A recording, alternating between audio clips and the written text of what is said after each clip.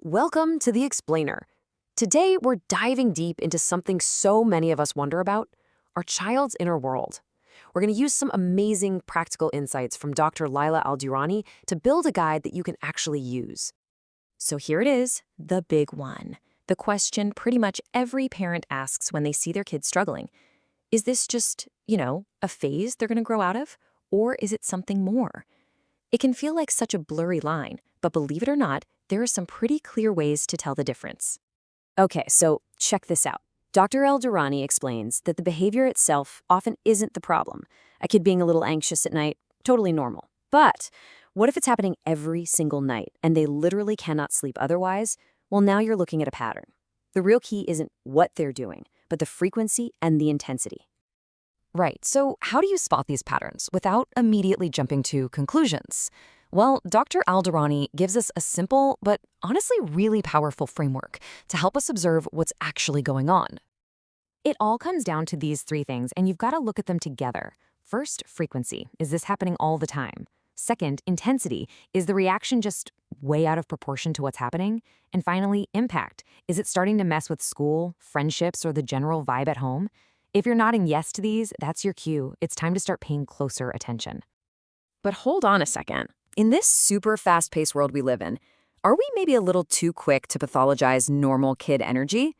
Dr. Aldirani brings up a really critical point about the very real risk of what she calls hyperdiagnosis. I mean, just look at the schedule. For a lot of kids, this is no exaggeration. They're up at the crack of dawn, sitting still all day with just a few tiny breaks, and then they come home to even more work. Is it any wonder they can't focus? A lot of the time, what looks like a disorder is actually just a kid reacting to a completely unsustainable routine. But let's say the patterns are still there, even after you've ruled out things like their schedule. Well, getting a professional opinion is a really good next step. But here's the thing, the whole purpose of a diagnosis is often completely misunderstood. See, a proper diagnosis isn't about slapping a label on a kid, not at all. It's really a deep dive into their entire world. A good psychologist will observe a child in different settings, not just to see the challenges, but to see their unique strengths and the resources they have around them. And get this, even a 1-year-old gives us crucial information just through their play and how they try to communicate.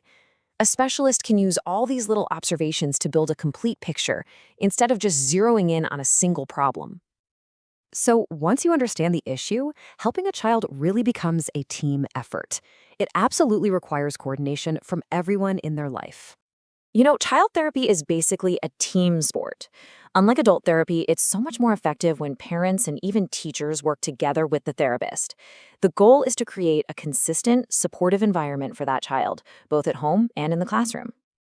All right, let's get super practical. Let's look at some everyday strategies that parents can actually use to support their child's mental well-being.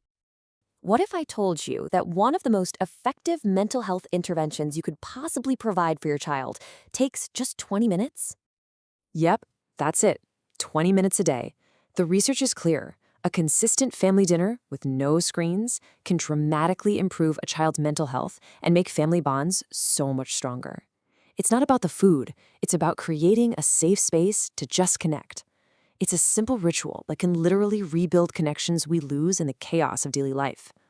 Communication is just key. Instead of yelling from another room, and we've all done it, Dr. Aldirani suggests this simple 4-step method. You walk over to your child, you make eye contact, you give a short, clear instruction like, please put your toys away, and then, this is the hard part, you just wait. Your calm, firm presence says so much more than angry words ever could. Kids are experts at reading nonverbal cues. So when your body language communicates quiet authority, you can establish boundaries without it turning into a battle. Okay, finally, let's talk about the hardest moments. How do we guide our children through those really profound challenges of fear, loss, and trauma? I love this quote. The goal isn't to stop a child from ever feeling scared. That's impossible. It's about validating their fear while teaching them that they can still move forward. That right there is how you build true lifelong courage. When the world feels completely chaotic, you are their anchor. By validating their feelings, keeping up routines, and modeling calmness, you are providing the psychological safety net they need to process these really difficult events.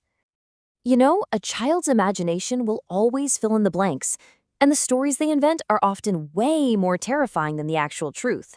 It's so much better for them to face a difficult truth in a safe space with you than to invent a monster in their own mind. Ultimately, supporting a child's inner world isn't really about some grand, dramatic intervention. It's about the small, consistent practice of simply being present. So the question is, what will your 20 minutes be?